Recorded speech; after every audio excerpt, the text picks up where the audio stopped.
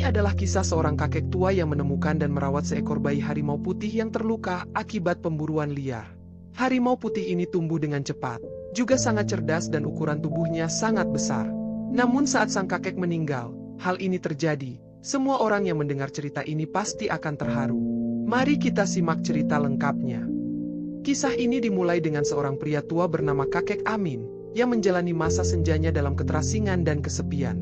Setelah istrinya meninggal, rumah yang selama ini menjadi tempat berlindung berubah menjadi ruang kosong yang dingin dan sunyi. Anak-anak yang dulu ia besarkan dengan penuh cinta mulai menunjukkan wajah yang berbeda. Mereka yang pernah berjanji akan menjaga kakek Amin di hari tuanya justru sibuk bertengkar memperebutkan harta warisan almarhum istrinya.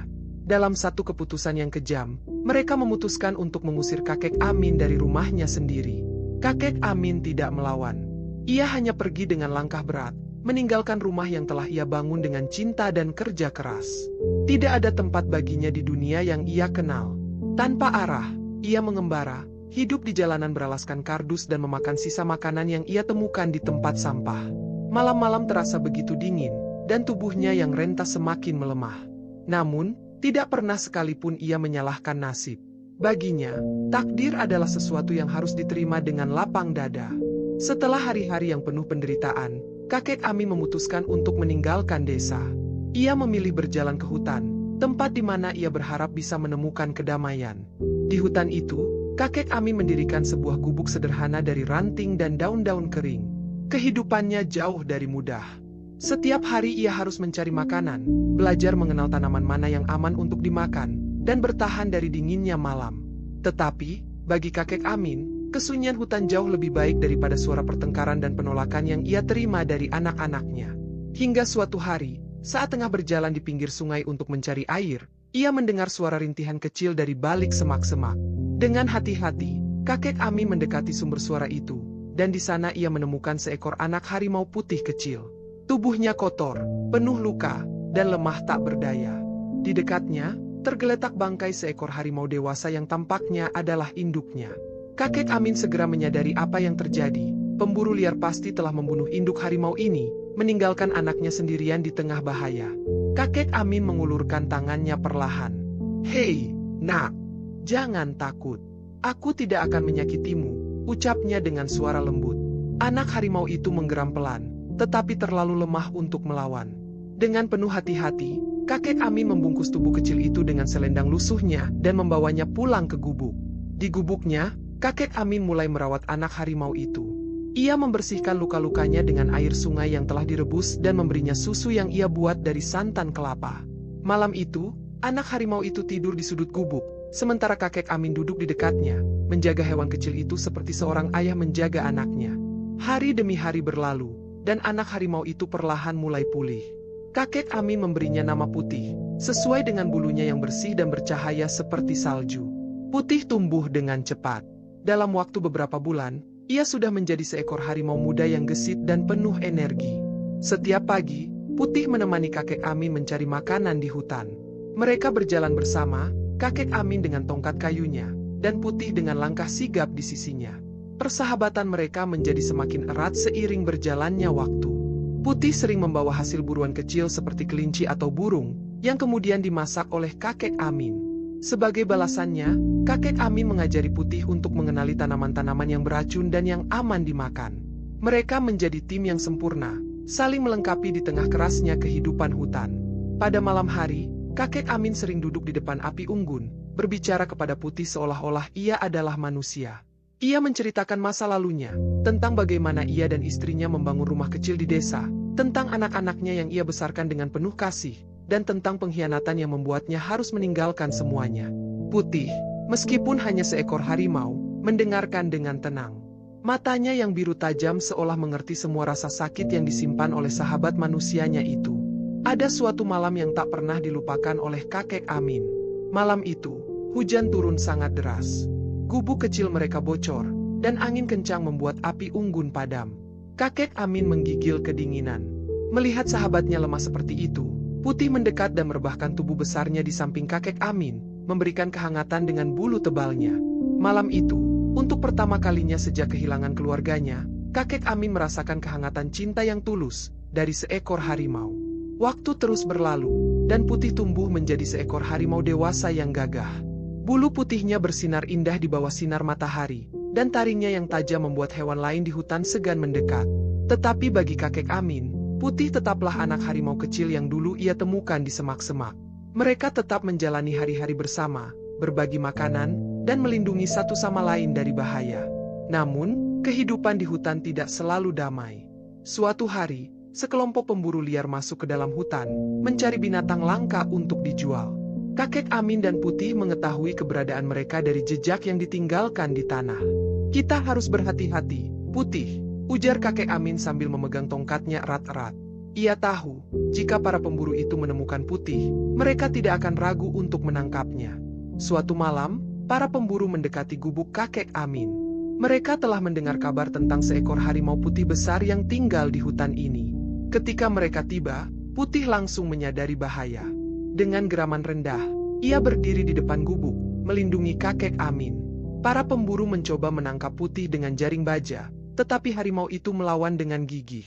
Dalam pertempuran itu, Putih berhasil melukai beberapa pemburu, memaksa mereka untuk mundur. Setelah pertempuran itu, kakek Amin memeluk Putih dengan air mata mengalir di pipinya. "Kau telah menyelamatkan hidupku, Nak. Aku tidak tahu bagaimana membalas kebaikanmu," ucapnya.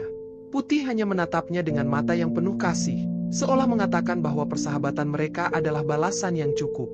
Hari-hari berikutnya, kakek Amin dan Putih semakin berhati-hati. Mereka menghindari jejak manusia dan bergerak lebih dalam ke hutan.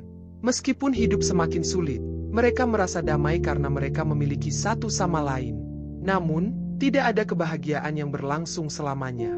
Tahun-tahun berlalu dengan cepat, tetapi waktu mulai meninggalkan jejak yang tak terelakkan di tubuh kakek Amin. Punggungnya semakin bungkuk, langkahnya makin lamban, dan ia sering terbatuk-batuk, tanda tubuhnya mulai menyerah pada usia. Putih, yang kini tumbuh menjadi harimau besar yang gagah, menyadari perubahan itu. Ia mulai memahami bahwa sahabatnya sedang menghadapi pertempuran terakhir dalam hidupnya. Putih sering menemani kakek Amin ke sungai kecil yang tak jauh dari gubuk mereka. Jika dulu kakek Amin memimpin perjalanan itu, kini Putih berjalan lebih dulu, membuka jalan dengan hati-hati, seolah memastikan setiap langkah kakek Amin aman. Ketika kakek Amin berhenti untuk mengatur napasnya, Putih duduk di sampingnya, melingkarkan tubuhnya yang besar sebagai sandaran. Mata harimau itu selalu penuh perhatian, memancarkan kehangatan yang tak biasa ditemukan pada seekor binatang buas. Ketika penyakit kakek Amin semakin parah, Putih mulai mengambil peran yang lebih besar dalam menjaga sahabatnya.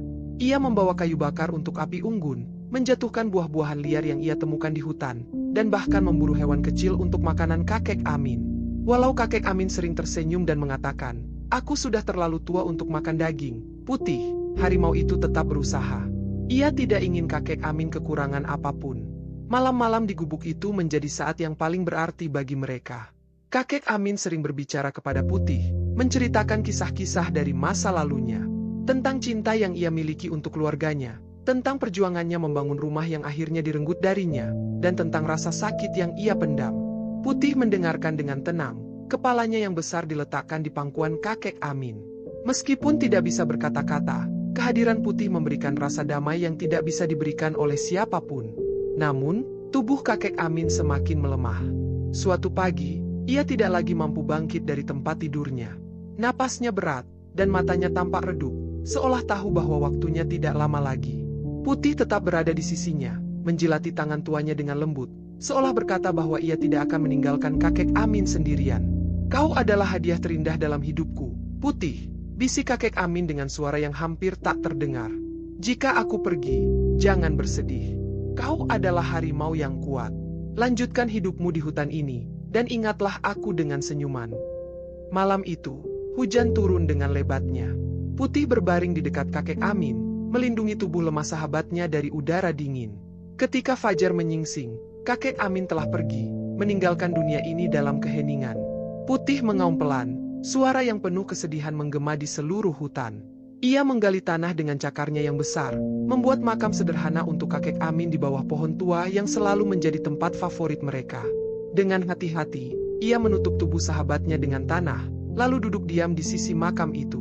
Ia tidak makan, tidak berburu, hanya menunggu, seolah berharap kakek Amin akan bangkit kembali. Hari-hari berlalu menjadi minggu, dan minggu-minggu menjadi bulan. Putih tetap tinggal di dekat makam itu, menjaga dan merawatnya dengan kesetiaan yang tak tergoyahkan. Ia membawakan bunga liar dari hutan, meletakkannya di atas makam kakek Amin, seperti mengenang kenangan yang pernah mereka bagi bersama.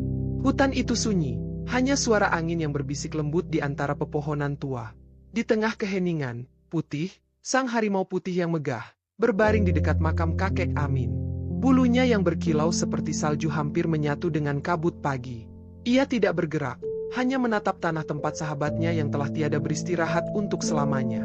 Hatinya terasa hampa, tetapi ia tahu, tugasnya belum selesai. Ia harus menjaga tempat ini, satu-satunya warisan yang tersisa dari seseorang yang pernah memberinya kasih sayang. Namun, dunia tidak berhenti bergerak hanya karena kehilangan satu nyawa. Kabar tentang harimau putih besar yang tinggal di hutan mulai menyebar ke desa. Anak-anak kakek Amin mendengar kabar itu, dan mereka melihatnya sebagai peluang emas. Harimau putih adalah makhluk yang langka dan bernilai tinggi. Mereka segera menghubungi para pemburu, merencanakan perburuan yang akan membuat mereka kaya raya.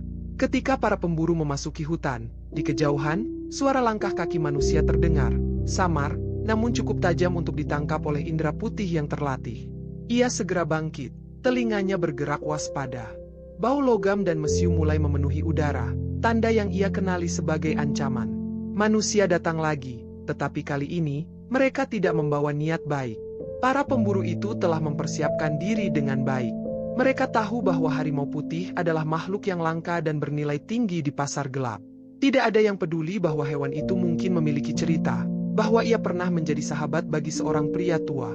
Bagi mereka, putih hanyalah hadiah besar yang harus ditangkap, hidup atau mati. Putih bergerak perlahan di antara semak-semak, menyembunyikan tubuhnya yang besar di balik dedaunan tebal. Ia tahu hutan ini lebih baik daripada siapapun. Setiap jalur, setiap sungai kecil, setiap celah di antara batu-batu, semuanya sudah terpatri dalam ingatannya.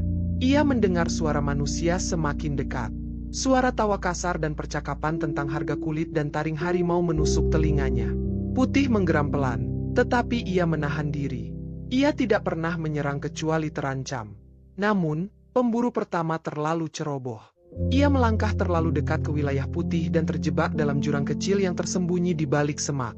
Putih muncul dari persembunyiannya, matanya yang biru menyala tajam di bawah bayangan pohon. Pemburu itu menjerit panik ketika ia melihat sosok besar dan megah itu mendekat. Putih mengaum, suara yang begitu keras hingga menggema ke seluruh penjuru hutan. Tidak menyerang, hanya memberi peringatan. Pemburu itu gemetar, mencoba meraih senapannya, tetapi Putih dengan cepat mencakar senjata itu, membuatnya terjatuh ke dasar jurang. Sang pemburu hanya bisa merintih ketakutan, sementara Putih kembali menyelinap ke dalam kegelapan hutan. Para pemburu lainnya mulai menyadari bahwa Putih bukan sekadar hewan biasa. Ia cerdas, jauh lebih cerdas daripada yang mereka bayangkan. Mereka memutuskan untuk memasang jebakan. Mereka menaruh umpan berupa daging segar di dalam perangkap baja yang tersembunyi di semak-semak.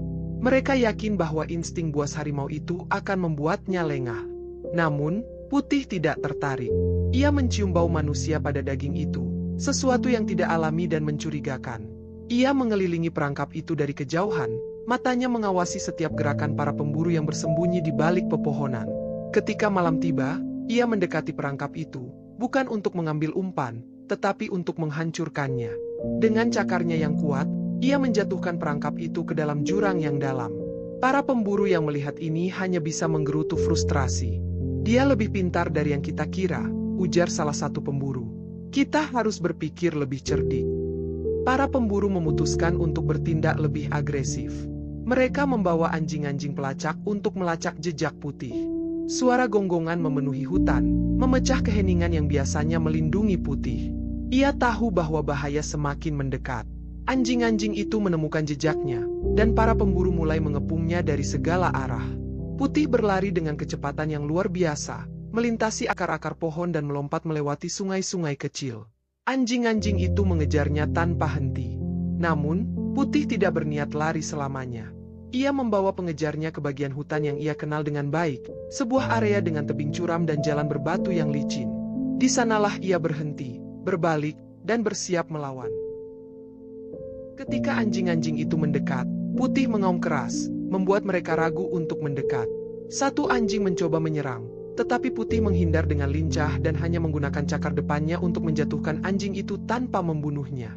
Anjing-anjing lainnya mulai mundur, ketakutan oleh kehadiran makhluk besar itu. Namun, para pemburu tidak menyerah. Mereka melepaskan tembakan. Putih menghindar secepat mungkin, tetapi salah satu peluru mengenai bahunya. Ia mengaum kesakitan, darah mulai mengalir dari lukanya. Meski terluka, ia tetap berdiri tegak, menatap pemburu-pemburu itu dengan mata yang membara. Ia melompat ke arah mereka, menciptakan kekacauan yang membuat beberapa pemburu lari ketakutan. Namun, jumlah mereka terlalu banyak, dan Putih tidak bisa melawan semuanya. Setelah pertarungan yang panjang dan melelahkan, tubuh Putih tidak lagi sekuat sebelumnya. Ia kelelahan, terluka di beberapa bagian, tetapi semangatnya tidak pernah pudar. Para pemburu akhirnya berhasil menjebaknya dengan jaring baja yang kuat. Putih meronta, mengaum keras, mencoba melepaskan diri, tetapi sia-sia. Para pemburu bersorak gembira, mereka akhirnya berhasil menangkap makhluk yang mereka incar selama berhari-hari. Putih dimasukkan ke dalam kerangkeng besar dan dibawa keluar dari hutan. Ia tidak lagi melawan, hanya diam, menatap hutan yang perlahan menjauh. Hatinya hancur, bukan karena ia kalah, tetapi karena ia tahu bahwa ia tidak akan pernah bisa kembali ke tempat di mana ia merasa memiliki tujuan. Di dalam kerangkeng itu, Putih menutup matanya. Ia tidak lagi memikirkan manusia, para pemburu, atau nasibnya sendiri. Ia hanya memikirkan sosok kakek Amin, satu-satunya manusia yang pernah memberinya cinta tanpa syarat. Dalam kegelapan, ia berharap, mungkin suatu hari, ia akan bertemu kakek Amin lagi, di tempat di mana tidak ada perburuan, tidak ada ketamakan, hanya kedamaian abadi. Para pemburu membawa Putih ke desa, di mana anak-anak kakek Amin sudah menunggu. Mereka tersenyum puas melihat hewan besar itu tak berdaya di dalam kerangkeng. Tidak ada rasa bersalah, tidak ada kenangan tentang ayah mereka yang dulu merawat hewan ini. Bagi mereka, Putih hanyalah aset, bukan warisan cinta. Namun, dunia memiliki cara yang aneh untuk membalas perbuatan manusia. Ketika seorang pembeli datang untuk memeriksa Putih, ia menolak membeli harimau itu. Ia terlalu lemah, katanya. Tidak ada nilai jualnya. Pembeli itu pergi, meninggalkan anak-anak kakek Amin dengan kerugian besar. Mereka kehilangan uang, reputasi, dan harapan akan kehidupan mewah yang mereka impikan. Putih, yang terluka dan lemah, hanya bisa terdiam di dalam kerangkengnya. Tidak ada keinginan untuk melawan, tidak ada semangat untuk hidup. Dalam keheningan malam, ia memejamkan mata, mengenang wajah kakek Amin untuk terakhir kalinya. Ketika fajar tiba, Putih tidak lagi bergerak. Dan begitulah, kisah ini berakhir. Tidak dengan kemenangan, tidak dengan keadilan, tetapi dengan keheningan yang pahit. Tidak ada yang menang, tidak ada yang benar-benar bahagia. Hutan tetap sunyi, desa kembali seperti sedia kala, dan dunia terus berjalan, seolah tidak pernah terjadi apa-apa.